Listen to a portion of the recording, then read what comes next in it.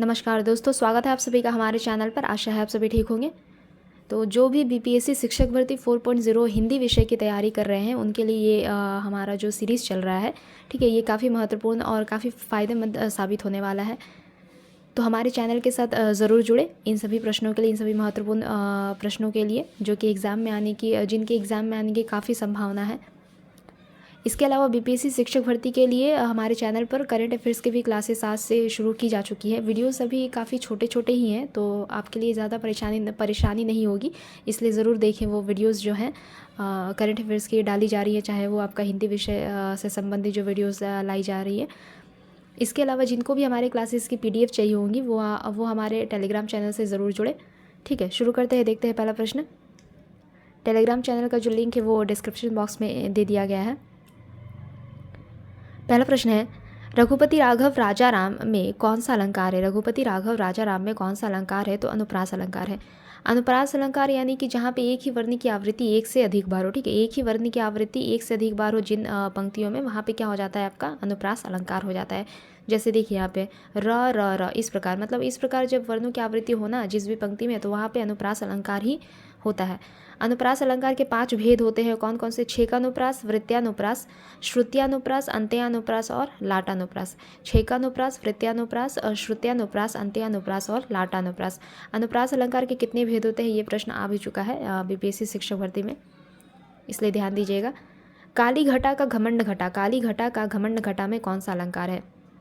काली घटा का घमंड घटा में कौन सा अलंकार है? तो यमक अलंकार है। यमक अलंकार कहाँ होता है? तो जहाँ पर जिन पंक्तियों में एक ही शब्द की आवृत्ति एक से अधिक बार हो, ठीक है, जिन पंक्तियों में एक ही शब्द की आवृत्ति एक से अधिक बार हो परंतु उनका अर्थ अलग अलग निकले, वहाँ पे यमक अलंकार हो जाता है। जैसे देखिए काली घटा यानी कि यहाँ पे काले बादल की बात हो रही है। का घमंड घटा, घटा यानी कि कम होने की बात हो रही है, ठीक है। यहाँ पे एक ही शब्द है, घटा घटा 2 बार प्रयोग किया गया है, घटा शब्द का 2 बार प्रयोग किया गया है, परंतु दोनों ही शब्द का अर्थ अलग है, ठीक है। तो इस प्रकार जब शब्दों की आवृत्ति होती है किसी पंक्ति में और उनका अर्थ अलग अलग होता है, तो वहाँ पे क्या हो जाएगा आपका यमक अलंकार हो जाएगा। अगला प्रश्न देखेंगे। एक मयान में 2 तलवारें कभी नहीं रह सकती, इसमें कौन सा अलंकार है?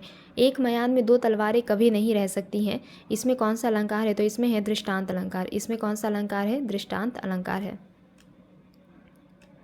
प्रस्तुत पंक्ति में कौन सा अलंकार है? उदित उदयगिरि मंच पर रघुवर बाल पतंग विकसे संत सरोज सब हर्षे लोचन भृंग, इसमें कौन सा अलंकार है? तो इसमें हो जाएगा आपका रूपक अलंकार है। रूपक अलंकार कहाँ होता है? तो जहाँ पे उपमेय और उपमान में मतलब इतनी समानता हो कि उनमें अंतर करना मुश्किल हो जाए, ठीक है। उपमेय और उपमान में इतनी समानता हो कि उनमें अंतर करना मुश्किल हो जाए, तो वहाँ पे क्या हो जाता है आपका रूपक अलंकार हो जाता है।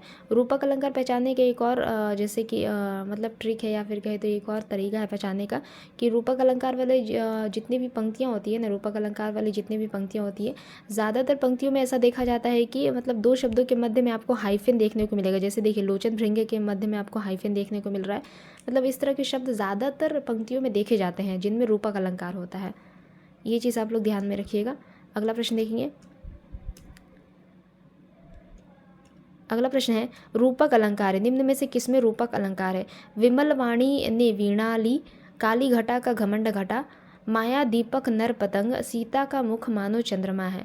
तो इनमें जो रूपक अलंकार है वह है विकल्प घ में माया दीपक नर पतंग। माया दीपक नर पतंग, माया दीपक नर पतंग में क्या हो जाएगा आपका रूपक अलंकार है। रूपक अलंकार में क्या बताया आपको कि उपमेय और उपमान में इतनी समानता हो कि उनमें अंतर करना ही मुश्किल हो जाए, ठीक है, मतलब लगभग दोनों को समान ही बता दिया जाए, उपमेय को उपमान की संज्ञा दे दी जाए, इस प्रकार मतलब होता है। छिद्दी, छिद्दी धातु का शाब्दिक अर्थ क्या हो जाएगा? छिद्दी धातु का शाब्दिक अर्थ क्या हो जाएगा? ढकना और आच्छादित करना, ये दोनों ही हो जाएगा, ढकना और आच्छादित करना। छिद्दी धातु का शब्द मतलब अर्थ हो जाएगा ढकना या आच्छादित करना। लीलाधर जगुड़ी को उनकी किस रचना पर साहित्य अकादमी पुरस्कार प्रदान किया गया? तो अनुभव के आकाश में चांद। अनुभव के आकाश में चांद नामक रचना पर लीलाधर जगुड़ी को अनुभव के आकाश में चांद नामक रचना पर लीलाधर जगुड़ी को साहित्य अकादमी पुरस्कार प्रदान किया गया। इन्हें यह पुरस्कार कब प्रदान किया गया? तो 1997 में, ठीक है। लीलाधर जगुड़ी को 1997 में अनुभव के आकाश में चांद नामक रचना पर साहित्य अकादमी का पुरस्कार प्रदान किया गया। इसके अलावा नाटक जारी है, ठीक है, नाटक जारी है नामक रचना के लिए इन्हें सरस्वती सम्मान भी प्रदान किया गया। नाटक जारी है नामक रचना के लिए लीलाधर जगुड़ी को सरस्वती सम्मान से भी सम्मानित किया गया। याद रखिएगा, नाटक जारी है किनकी रचना है, तो लीलाधर जगुड़ी की रचना है और इसके लिए इन्हें सरस्वती सम्मान दिया जा चुका है। और प्लस अनुभव के आकाश में चांद के लिए लीलाधर जगुड़ी को साहित्य अकादमी पुरस्कार से सम्मानित किया गया है। राजेश जोशी की रचना निम्न में से कौन सी हो जाएगी? राजेश जोशी की रचना निम्न में से कौन सी हो जाएगी? तो राजेश जोशी की रचना है एक दिन बोलेंगे पेड़। राजेश जोशी की रचना निम्न में से कौन सी है? एक दिन बोलेंगे पेड़। कुछ देख लेते हैं महत्वपूर्ण से पॉइंट्स। जैसे राजेश जोशी की अन्य काव्य कृतियाँ हैं कौन कौन सी? समरगाथा, मिट्टी का चेहरा, नेपथ्य में हंसी, दो पंक्तियों के बीच, ठीक है, समरगाथा, ठीक है, समरगाथा मिट्टी का चेहरा, नेपथ्य में हंसी, दो पंक्तियों के बीच, ये सभी राजेश जोशी की अन्य काव्य कृतियाँ हैं। इसके अलावा नींद के बादल किनकी रचना है? नींद के बादल किनकी रचना है? तो नींद के बादल हो गया आपका केदारनाथ अग्रवाल की रचना है। नींद के बादल किनकी रचना है? तो केदारनाथ अग्रवाल की रचना है। नींद के बादल केदारनाथ अग्रवाल की रचना है, ठीक है। एक दिन बोलेंगे पेड़, ये तो हो गया आपका राजेश जोशी की रचना। बची हुई पृथ्वी और ये आपका दोनों ही, ये किनकी रचना है? बची हुई पृथ्वी और रात अब भी मौजूद है। बची हुई पृथ्वी, रात अब भी मौजूद है, ये दोनों ही रचनाएं किनकी है? तो लीलाधर जगुड़ी की। ये दोनों ही रचनाएं किनकी है? तो लीलाधर जगुड़ी की है। याद रखिएगा। अगला प्रश्न देखते हैं। हजारी प्रसाद द्विवेदी जी द्वारा रचित अशोक के फूल किस विधा की रचना है? तो निबंध विधा की रचना है। हजारी प्रसाद द्विवेदी जी द्वारा रचित अशोक के फूल एक निबंध विधा की रचना है। इनकी कुछ अन्य रचनाएं भी देखते हैं हजारी प्रसाद द्विवेदी जी की, जैसे कल्पलता, मध्यकालीन धर्म साधना, विचार और वितर्क, कूटज, आलोक पर्व, ये इनके अन्य निबंध है, ठीक है, महत्वपूर्ण है, ये सभी महत्वपूर्ण है, परीक्षा में आते हैं। कल्पलता, मध्यकालीन धर्म साधना, विचार और वितर्क, कूटज, आलोक पर्व, ये इनके अन्य निबंध है। किनके? तो हजारी प्रसाद द्विवेदी जी के। इनमें से किस पत्र का संपादन महात्मा गांधी ने नहीं किया है? यंग इंडिया, हरिजन बंधु, ये सभी महात्मा गांधी के, परंतु सरस्वती पत्रिका का संपादन, जो संपादन मतलब इसका जो प्रकाशन था वह शुरुआत में तो काशी से होता था, परंतु फिर बाद में मतलब इलाहाबाद से इसका प्रकाशन होने लगा, ठीक है। और इसकी शुरुआत में मतलब इसके संपादक कौन माने जाते हैं? सरस्वती पत्रिका के शुरुआती संपादक कौन माने जाते हैं? तो श्याम सुंदर दास, ठीक है। 1902 में श्याम सुंदर इसके संपादक रहे सरस्वती पत्रिका के। फिर 1903 में महावीर प्रसाद द्विवेदी जी इसके संपादक बने। अगला प्रश्न है, घनानंद के संदर्भ में कौन सा विकल्प असत्य है? रीतिमुक्त काव्यधारा के रीतियुगीन कवि, ये सही है। कवि के साथ साथ श्रेष्ठ गायक भी थे, ये भी सही है।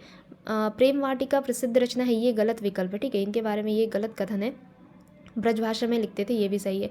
प्रेम वाटिका किन की रचना है? तो प्रेम वाटिका हो गया आपका रसखान की रचना है। प्रेम वाटिका जो है ना, ये रसखान की रचना है, न कि घनानंद की, ये रसखान की रचना है। कुछ महत्वपूर्ण से पॉइंट्स देख लेते हैं। प्रेम वाटिका रसखान की रचना है।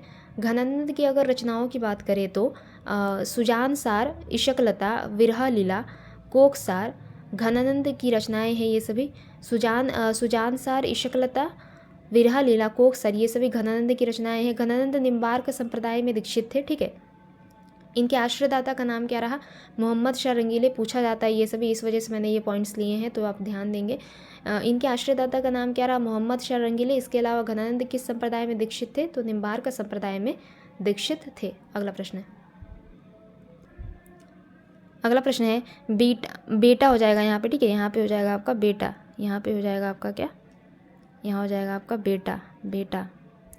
बेटा बिगाड़ के डर से, अच्छा यहाँ पे टाइपिंग मिस्टेक है, बेटा बिगाड़ के डर से ईमान की बात ना कहोगे। प्रस्तुत पंक्ति, ये जो प्रसिद्ध पंक्ति है, प्रेमचंद की किस कहानी से उद्धृत है? तो ये पंच परमेश्वर नामक कहानी से उद्धृत है। ये पंक्ति पंच परमेश्वर नामक कहानी से उद्धृत है, जो कि प्रेमचंद द्वारा रचित है। बेटा बिगाड़ के डर से ईमान की बात ना कहोगे। अगला प्रश्न देखेंगे।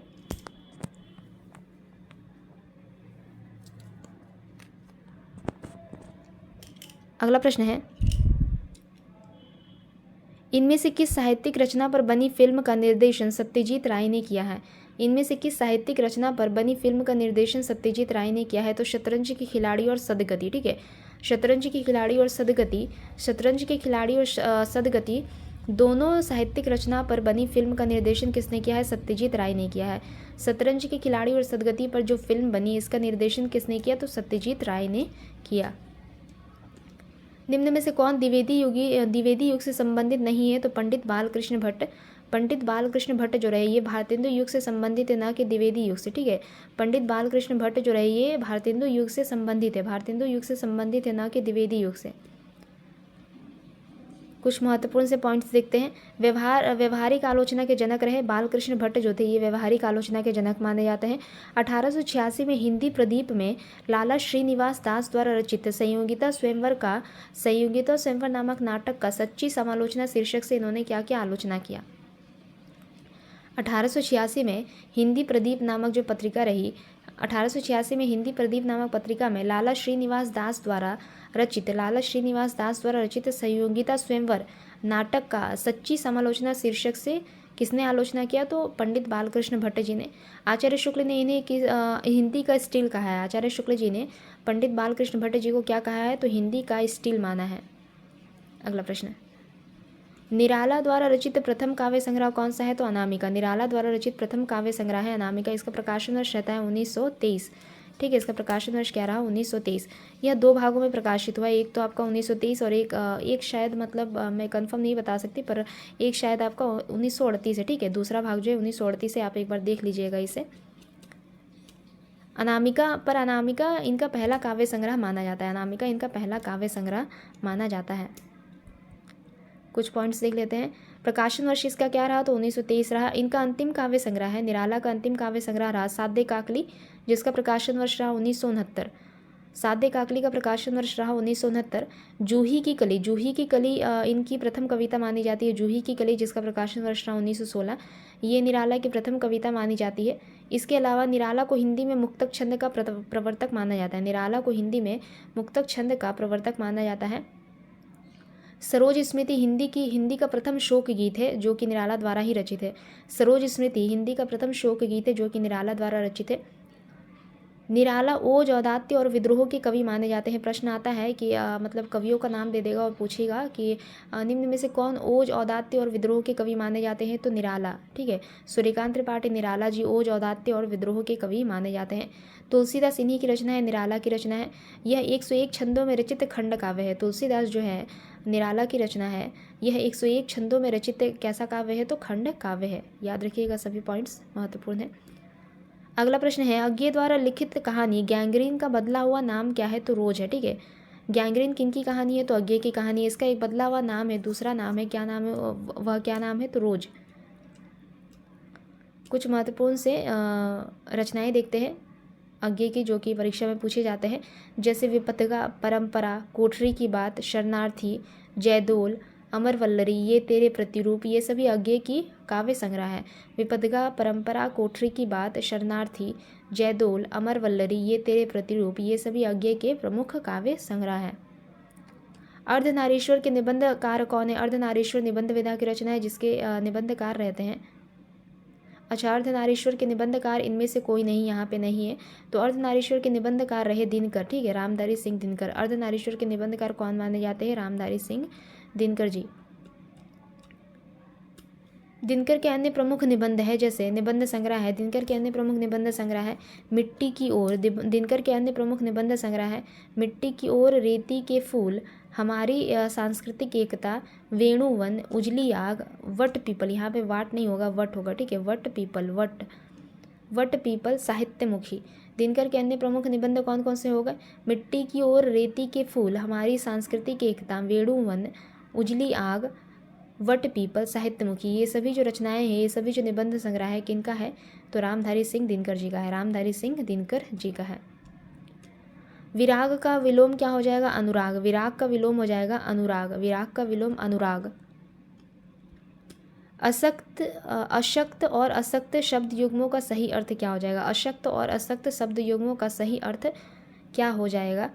अशक्त और असक्त शब्द युग्मों का सही अर्थ क्या हो जाएगा? तो अशक्त का हो जाएगा अशक्त का हो जाएगा असमर्थ, अशक्त का हो जाएगा असमर्थ और असक्त का हो जाएगा उदासीन। ठीक है, ये इसका सही अर्थ है, विकल्प ग सही माना जाएगा।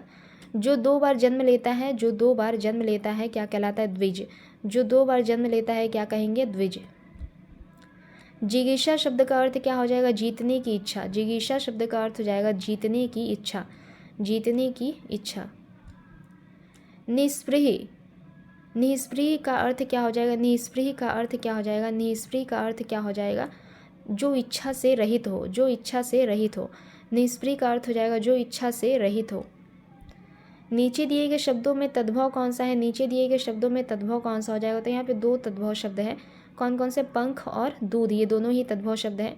ठीक है, पंख और दूध ये दोनों ही तद्भव शब्द हैं। पंख का तत्सम हो जाएगा आपका पक्ष, पंख का तत्सम हो जाएगा पक्ष, दूध का तत्सम हो जाएगा दुग्ध। इसके अलावा जो पपीता और अचार शब्द है ये दोनों ही कैसे शब्द है? तो ये दोनों ही पुर्तगाली शब्द हैं, ये दोनों ही पुर्तगाली शब्द है। याद रखिएगा ये दोनों ही कैसे शब्द हैं? तो पुर्तगाली शब्द हैं।